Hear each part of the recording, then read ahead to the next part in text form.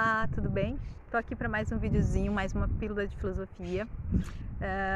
Hoje aproveitando que não está chovendo, porque eu não sei quem estiver assistindo, do lugar que estiver assistindo, mas para o pessoal que é daqui do Rio Grande do Sul sabe do que eu estou falando, desde que começou a primavera tá complicado, a gente não tem tido muita paz no sentido de parar de chover, mas vamos falar do que interessa, que já não está chovendo, e aí eu resolvi fazer um videozinho aqui fora pra gente aproveitar. Já que diz que em seguida, né, diz que amanhã já volta a chover. Mas não estamos falando, vamos sofrer por antecipação, vamos falar do que a gente vem fazer aqui hoje, que é falar um pouquinho de filosofia. E hoje o vídeo é voltado lá para o pessoal dos segundos anos e para quem mais quiser, para quem vai se interessar por filosofia, que é sobre o capítulo 12, que é a questão sobre o idealismo alemão e o marxismo, tá? Mas obviamente que num vídeo de 15 minutos a gente não vai abarcar tudo isso, então a gente vai falar do primeiro pensador que surge lá nessa questão toda dos idealistas, né, alemães, que vai ser o Fichte, né? Johann Gottlieb Fichte. Acho que é assim, né? O meu alemão é praticamente nulo, para não dizer inexistente, mas a gente se esforça, a gente tenta, a gente vai lá no Google dar uma olhada como é que a coisa se pronuncia e a gente vai falando para as pessoas, tá bem? Então a gente vai falar do Fichte hoje. Mas antes de falar propriamente dito sobre ele, né? Vamos marcar onde é que esse cara surge, né? Ele vai fazer parte de um grupo de filósofos que vai ter estudado Kant, né? E tá lá na modernidade, então, ou seja, eles são discípulos, né? Eles são pensadores que vão herdar, né, aspectos da filosofia kantiana, e só que eles estão no momento que eles estão tentando superar um problema que foi justamente essa questão desse dualismo que foi colocado na modernidade, que já vem de outros carnavais, né, que já vem longe na história da filosofia, mas que ainda não se conseguiu passar por ele, ou seja, o transpor ele, né? A gente ainda não conseguiu dar conta disso e esses caras estão preocupados em tentar fazer isso, porque tem uma cisão muito grande entre o homem e a natureza, ainda há uma cisão entre o social e o físico, né? Então, tudo isso são coisas que a gente vê da lá do nosso amiguinho Platão, passa pelo Descartes, vem o Kant, ele ainda tenta fazer uma conversação ali entre a questão do empirismo e o racionalismo, mas ainda assim a gente tem consequências que não são inegáveis, que é essa questão desse dualismo. Até hoje, na verdade, a gente lida muito com essa questão do homem ser um ser racional e ser emocional. A gente tem sempre essas discussões, né? Como se uma coisa não fizesse parte da outra, né? Ou como se uma coisa fosse superior à outra. Então a gente também ainda sofre. Opa, a ursa é uma das minhas cachorras. Tá bem, meu anjo. Tá melhor. Então a gente tem que tentar ainda nessa tentativa de sair dessa coisa dualista e vir para uma coisa monista, ou seja, vamos tentar unificar isso e tentar ter um discurso, digamos, mais coeso, né? Que essas coisas consigam ser colocadas no mesmo, digamos, patamar. Tá? Então a gente sabe que o Kant, embora tenha tido um esforço incrível e tenha feito um trabalho maravilhoso relacionado à questão dos racionalistas, dos empiristas, ainda assim a gente sabe, ele coloca lá, tu tem a razão pura, tu tem a razão prática, tu tem um númeno, tu tem o fenômeno, ou seja, são coisas que são separadas, são coisas que são distintas, são coisas que são diferentes. Então agora deu uma esfriadinha. Eu já me mexi aqui. O sol resolveu dar uma paradinha. Eu tinha gravado antes, mas como tinha dado uns probleminhas técnicos, eu tô voltando a gravar de novo, tá? Então, voltando. O Kant, então, tem essa questão, ele tem ainda resquícios disso, que o Fichte, por ter sido um cara que leu Kant, gostou do que leu, ele também traz para si esse aspecto, tanto assim, que o Fichte vai falar em razão teórica e vai falar em razão prática. Tá? Só que aqui ele vai dar conta de um outro conceito que ainda até então não se vinha sendo falado, pelo menos não dessa forma, que é o conceito de eu que ele coloca aqui. Ele vai falar que tem um eu ilimitado, infinito, tem um eu finito e também tem um não eu. Então é uma tríade que falando de eus, tá? Então o que vem ser esse eu finito praticamente é o conceito do eu, né? E esse eu que é infinito, cheio de possibilidades, é o que a gente pode vir a ser nas nossas relações com o não eu, que é justamente o que esse mundo externo que está na nossa volta, né? Que às vezes ele pode nos impedir, ou ele pode nos propiciar, ele pode fazer com que a gente se desenvolva plenamente e desenvolva plenamente esse nosso eu, né? Essa questão da nossa subjetividade. Onde entraria o tal do eu não, eu não, um tal da razão teórica. A razão teórica, justamente, ela é passiva em relação ao mundo externo.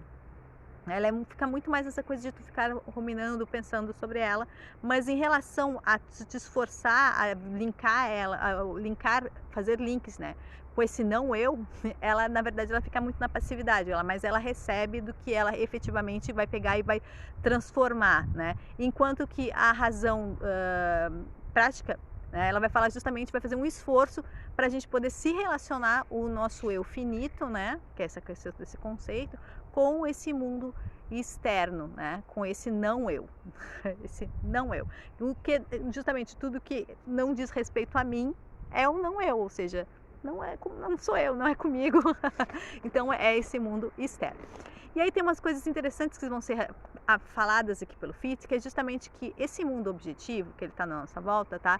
Ele nasce justamente, ele fala uma coisa, o mundo subjetivo nasce do mundo subjetivo. Ah, mimoso. Na verdade, o que acontece então? Ele vai falar que esse mundo objetivo, ele vai surgir da nossa relação com ele, ou seja, a importância que ele está dando para o sujeito também é uma relação que a gente já viu, que o Kant já fazia isso, ele já fez aquela coisa, aquela revolução copernicana. Ele está falando que o mundo, esse mundo de fora, ele vai ter uma relevância, ele vai ter uma importância, porque ele está se conversando comigo e eu estou conversando com ele, e eu estou dizendo coisas a respeito dele. Então existe uma correlação aqui, existe uma questão de troca, digamos assim, tá? E uma outra coisa que ele vai falar é que o eu, ele é pura possibilidade, tá? Esse eu é pura possibilidade, ele é infinita possibilidade. Tu pensa justamente, eu gosto sempre de fazer esse exercício da gente ficar buscando, né? Tentar exemplificar isso no nosso cotidiano. Pensa numa criança, tá? Uma criança que nasce linda, saudável, cheia de vida. Essa criança é pura possibilidade, ela pode ser o que ela quiser na vida dela, né? Desde que ela tenha condições para isso, ou seja, desde que ela vai, quando ela for se relacionar com esse não eu, que não for ela consiga efetivamente ter sorte, ter os meios materiais, ter as questões da educação, ter tudo para que ela consiga efetivamente fazer isso. Mas ela tem toda a possibilidade do mundo, né? Então, o que ele diz, isso é bonito a gente pensar, que qualquer pessoa pode tudo, pode fazer qualquer coisa. Então ele diz, o eu é pura possibilidade, ele é infinito, ilimitado. E o que mais que ele fala? E aqui que ele está dizendo, aqui, deixa eu saber. Posso ser o que imaginar ser, desde que não saia do meu mundo interior. Mas para ser alguma coisa, eu preciso agir no mundo externo. O que ele está querendo dizer? Que na verdade eu posso ser o que eu quiser, desde que aquilo não seja nada que não seja diferente de mim, né? Então o que ele está querendo falar é quase como se tu tivesse um entendimento teu tão certo que tu saiba que, por exemplo, eu sei, por exemplo, que eu não seria uma boa médica, digamos assim. Então o que acontece? E se eu sei que isso não faz parte do meu mundo interno, né, do meu eu interno, significa que eu não vou, obviamente, lidar com situações externas que vão, digamos, impedir isso, porque eu sei que isso não é para mim. Então, desde que eu saiba as coisas que realmente fazem parte desse meu eu interno, aí sim eu vou correr atrás, eu vou buscar e eu tenho toda a possibilidade do mundo de conseguir fazer, né, o que eu quiser relacionada com isso. Tá bem? Percebam, é quase um psicologismo que tem aqui, né? Porque é uma preocupação muito grande, de novo. Embora a gente possa perceber também que a filosofia, ela nunca é um processo distante é uma outra cachorra. Ela nunca é um processo distante do desenvolvimento educacional, tá? Isso é uma coisa que parece que é chovendo molhado que eu vou dizer, tá? Mas a filosofia, ela nunca é um processo distante do desenvolvimento do indivíduo, da educação desse indivíduo, das virtudes desse indivíduo, de quem esse indivíduo pode ser, tá? Então, quando eu estou falando aqui, digamos que a filosofia, na verdade, ela já estava buscando, já estava indo por esse caminho, mas não tão explicitamente, né? Não explicitamente no seguinte sentido, não no sentido de que eu estou falando com a questão da subjetividade. Até então a gente está falando muito do desenvolvimento racional desse indivíduo, né? Usar a razão, ou usar pensar desse indivíduo que conhece a si mesmo, etc e tal, que isso vem, vários filósofos vão falando sobre isso, né? Só que aqui a pegada do Fichte é outra, por quê? Porque ele está justamente falando desse desenvolvimento de uma interioridade, né? De uma questão que já fala mais do subjetivo, né? Então, é sempre aquela coisa que é importante, e eu percebo isso, que é uma questão que a gente tem que se colocar para pensar mesmo, né? Quando a gente está falando de tudo isso da racionalidade, que é o que marca o ser humano e que diz que nós somos seres racionais, a gente tem que se perguntar aonde que foi, quem separou a emoção da racionalidade? Onde é que isso se cinge? Onde é que isso se separa efetivamente? Como é que a gente consegue fazer isso, né? Se a gente vai lá para um neurologista ou vai para algum cientista dessa área e ele vai mapear o cérebro, né? Ele vai dizer, olha, essa é a parte responsável por pensar, essa é pelos sonhos, essa é sobre audição, visão, enfim. Mas é um todo, né? Que se faltar um pedacinho, alguma coisinha que dê um problema ali, a máquina toda ela não vai funcionar direito, né? E ao mesmo tempo, a questão é, essas emoções elas estão submersas, digamos assim, ou elas estão... Nossa, é um bichão enorme. Ah, é um sapo aqui. É um sapo ou uma rã, mas gente, tudo bem. Fica aí fofinha, não pulando em mim, não tem problema, tá? Está tudo bem, eu não vim aqui invadir teu espaço. Fica na paz, fica de boas aí, que eu tô aqui só dando uma aulinha, já tá acabando, tá? Então, minha gente, o que acontece é que tem toda essa relação com... É quase parece que é uma psicologia, né? Quando a gente está falando, mas é uma volta da filosofia para o problema básico de sempre, que é esse desenvolvimento do ser humano, né? Não é só aquela coisa racional, mas esse todo, que é o que eu estava falando para vocês, que não dá para a gente mapear e saber onde, né? Embora a gente faça isso para fins de estudo, a gente faz isso, mas como é que a gente separa isso na gente, né? É complicado. E aí ele vai falar o seguinte... que a realidade, ela, na verdade, ela vai ser criada pela essa subjetividade, ela vai ser criada por esse teu eu interno, né? E ele vai falar que, uma coisa interessante, existir para o Fitz, olha que legal isso, existir para o Fitz é confrontar os obstáculos da vida, assim posso predicar o eu. Ou seja, cada vez que eu me confrontar com algum problema, com alguma situação que não for tão legal para mim, tá? Eu vou justamente nesse momento do confronto é que eu vou me desenvolver. Porque o Fitz vai falar que não existe quem é bom ou quem é mal. Existe justamente a possibilidade de tu te desenvolver as suas virtudes no decorrer da tua ação no mundo. Razão prática, que ele também fala. Então, nesse momento, essa filosofia do Fitz vai ser justamente uma filosofia prática.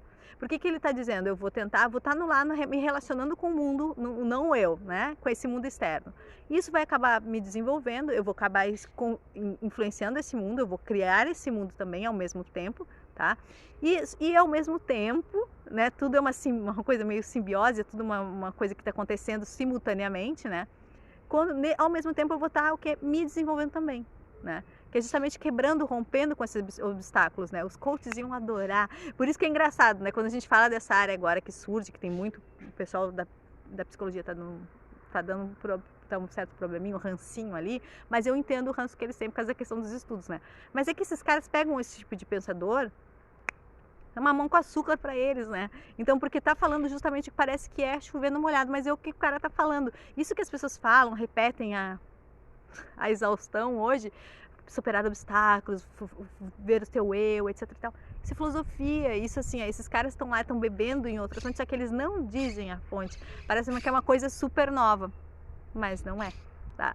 Então o Fitz vem trazer isso e ele vai falar justamente desse aprimoramento moral através dessas relações que a gente vai ter com esse mundo externo e com o nosso mundo interno. E aí tem uma pergunta, assim, para a gente já estar quase encerrando, que é, afinal de contas, não é superando os obstáculos que vencemos nossos limites e nos tornamos melhores? Aí a pergunta que eu deixo para vocês é, esse melhor é que tipo de ser humano? É um ser humano que essa razão, ela tem um primado sobre a questão da emoção, não é da questão da experiência, é a questão da emoção, ou é um ser humano melhor no sentido de que ele sabe que toda emoção, na verdade, é um processo racional, é um processo mental. Não tem, porque se a partir do momento que eu sou ser humano, as minhas ações, as minhas emoções estão conversando ali, no mesmo lugar, elas estão lá, né, no meu cérebro, na minha racionalidade, tá?